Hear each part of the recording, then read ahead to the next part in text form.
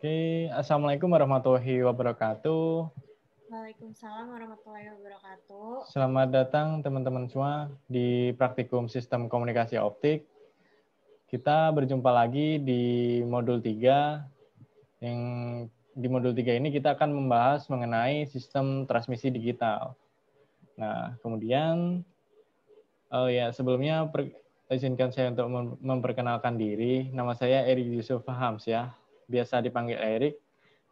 Kode asistennya EYF, itu ya. Terus kemudian di sini saya bersama dengan rekan saya yaitu Selamat datang di Praktikum Modul 3. Perkenalkan, nama saya Intan Rahmatika dengan kode asisten INT. Saya biasa dipanggil Intan.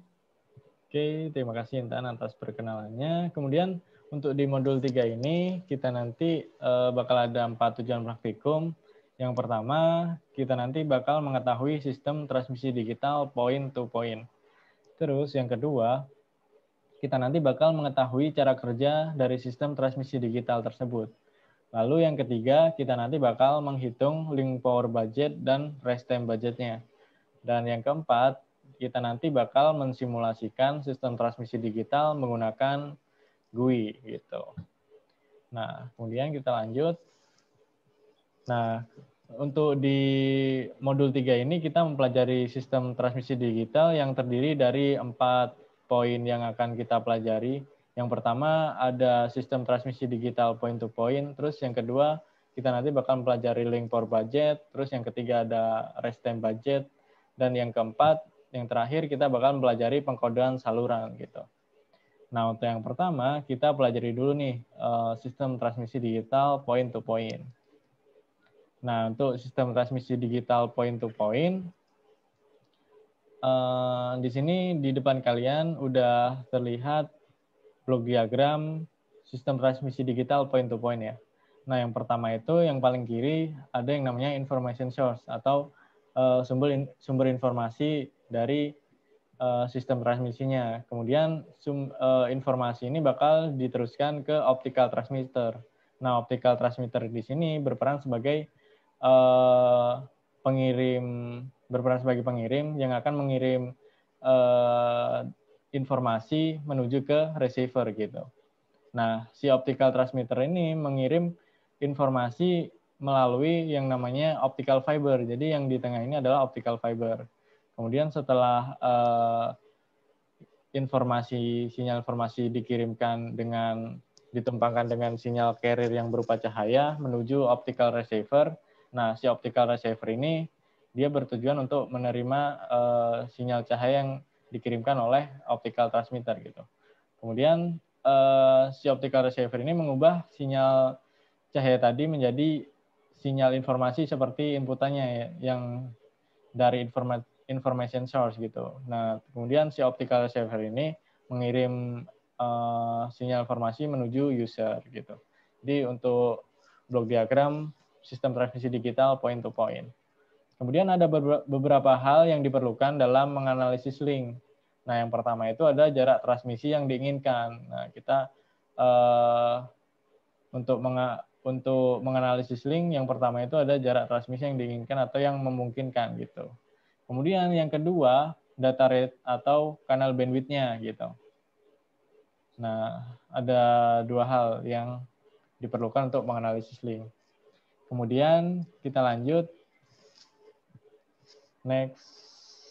Nah, di sini ada komponen dan karakteristik sistem transmisi digital. Nah, yang untuk komponen sistem transmisi digital point to point itu komponennya ada 3. Yang pertama ada syarat optik, kemudian ada sumber optik, sama yang ketiga ada detektor optik. Nah, kemudian untuk jenis-jenisnya, untuk syarat optik itu dibedakan menjadi 2. Ada yang single mode, ada yang multi mode gitu.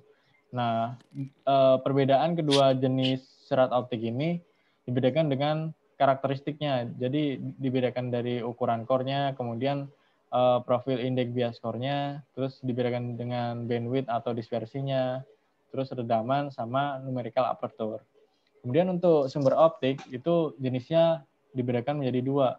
ada yang LED sama laser. Nah, untuk karakteristiknya yang sumber optik ini, karakteristik yang pertama itu panjang gelombang emisinya, kemudian lebar spektral keluaran, kemudian daya keluarannya, terus ada daerah radiasi efektif, kemudian ada pola emisi, dan yang terakhir adalah jumlah mode emisinya gitu. Nah, kalau untuk detektor optik yang ketiga ini, detektor optik jenisnya juga ada dua, ada fotodetektor PIN dan fotodetektor APD gitu. Nah, untuk karakteristiknya yang pertama itu adalah responsivitas, kemudian yang kedua ada panjang gelombang operasi, dan yang ketiga adalah kecepatan respon. Dan yang terakhir ada sensitivitas gitu ya. Kemudian kalau udah kita pelajari yang komponen dan karakteristik, kita kembali lagi ke menu. Nah, selanjutnya kita bakal pelajari yang link for budget atau yang biasa kita sebut dengan LPB. Nah, untuk LPB ini, nah di depan kalian adalah ada sebuah gambar, di situ adalah gambar LPB. Nah, kemudian untuk LPB ini adalah estimasi kebutuhan daya yang diperhitungkan untuk memastikan level daya penerimaannya itu lebih besar atau sama dengan level threshold atau daya minimumnya gitu. Nah, untuk perhitungan LPB sendiri itu digunakan untuk menentukan jarak maksimum yang dapat dicapai oleh suatu sistem yang kita inginkan gitu, yaitu sistem komunikasi serat optik. Nah, kemudian di sini ada rumus untuk menghitung LPB. Yang pertama itu rumusnya untuk mencari daya pada Rx atau daya pada receiver, yaitu rumusnya adalah PRX sama dengan PTX dikurangi dengan AT. Nah, PRX di sini adalah daya receiver, kemudian PTX ini adalah daya pada transmitternya, terus dikurangi dengan atenuasinya gitu. Nah, yang kedua kita menghitung redaman totalnya. Jadi alfa total di sini adalah redaman total. Nah, kemudian rumusnya itu alfa total sama dengan 2 kali alfa C. Nah, alfa C di sini adalah redaman konektor. Kemudian ditambah dengan N dikali dengan alfa SP. Nah, N di sini adalah jumlah sambungan. Kemudian alfa SP adalah redaman dari sambungan tersebut gitu. Nah, kemudian ditambah dengan 2 kali alfa F. Nah, alfa F ini adalah konstanta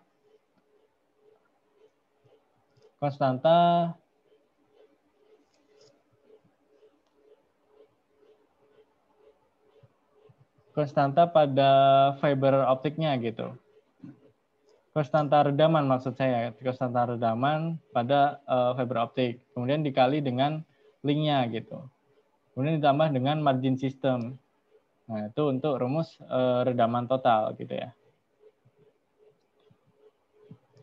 Nah, kemudian kita lanjut ke menu lagi karena kita udah pelajarin yang link for budget. Kita lanjut yang ketiga, yaitu rest time budget atau yang biasa kita sebut dengan RTB. Nah, untuk yang nomor 3 ini bakal dijelaskan oleh rekan saya Intan. Silahkan Intan.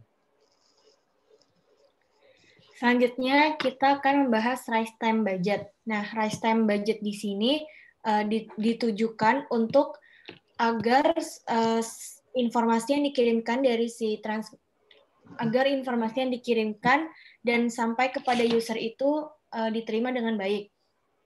Nah, untuk fungsinya sendiri, rise time budget ini untuk menganalisis apakah si saluran itu sudah baik atau belum, dan menghitung apakah si kanalnya sudah mencukupi atau belum. Nah, selanjutnya ada persamaan untuk menghitung rise time budget. Yang pertama, kita harus mencari test system. Test system dapat dicari dengan cara menghitung sigma atau jumlah dari rise time kontributor dikuadratkan lalu diakarkan. Rise time kontributor dapat dijelaskan lagi menjadi test system sama dengan akar dari rise time transmitter dikuadratkan ditambah rise time dari receiver dikuadratkan ditambah rise time dari material dikuadratkan ditambah rise time dari weight dari pandu gelombang dikuadratkan ditambah rise time dari modus dikuadratkan. Nah, untuk mencari rise time materialnya sendiri, persamaannya adalah rise time material sama dengan gamma lambda dikali L dikali D material. Nah, selanjutnya untuk mencari nilai rise time modus atau rise time modus fiber digunakan persamaan time modus sama dengan 440 dikali L Q per BO.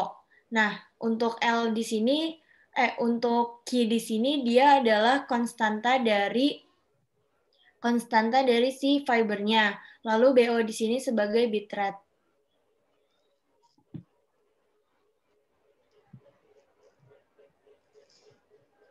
Nah, untuk syarat dari rise time budget itu ada 4. Yang pertama, umumnya degradation transition time link digital NRZ kurang dari sama dengan 70% dari periode bit dan RZ kurang dari sama dengan 35% dari periode bit. Nah, untuk periode bitnya sendiri, TB sama dengan 1 per bit rate.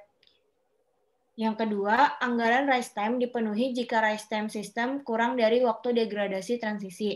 Yang ketiga, rise time penerima harus 10% sampai 90%, di mana TRX sama dengan 350 per bar.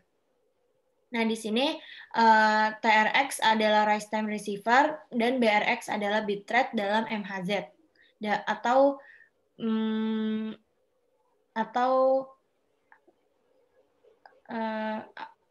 milihertz ya. Mega. Nah, lupa. Megahertz. Yang keempat, untuk single mode pada perhitungan test system tidak terdapat T-mode. Nah, kan tadi sudah dijelaskan untuk kabel optik itu ada 2, ada single mode sama multimode. Saat kita menghitung RTB di single mode, maka test system maka saat perhitungan test system T-mode menjadi 0. Selanjutnya balik lagi ke menu. Selanjutnya kita akan membahas bahasan topik keempat, yaitu pengkodean saluran. Nah, untuk pengkodean saluran di sini ada 2. Yang pertama ada NRZ, yang kedua ada RZ. Fungsinya itu digunakan dalam transmisi serat optik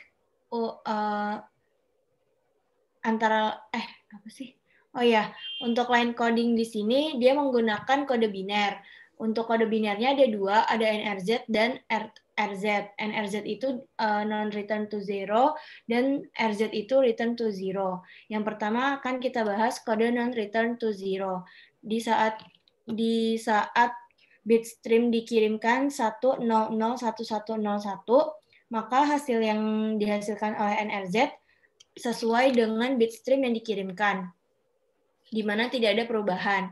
Sedangkan untuk kode return to zero saat bit streamnya 1001101 akan terjadi perubahan di RZ, yaitu perubahannya saat dia bernilai 1, si bit streamnya akan turun lagi menjadi 0, lalu naik lagi ke 1. Dari nilai 1 menjadi 0, terus dari 0 ke 1 lagi saat dia mempunyai nilai 1. Untuk 0 dia tidak ada pergerakan sama seperti sebelumnya, tapi yang berubah itu hanya saat nilai 1.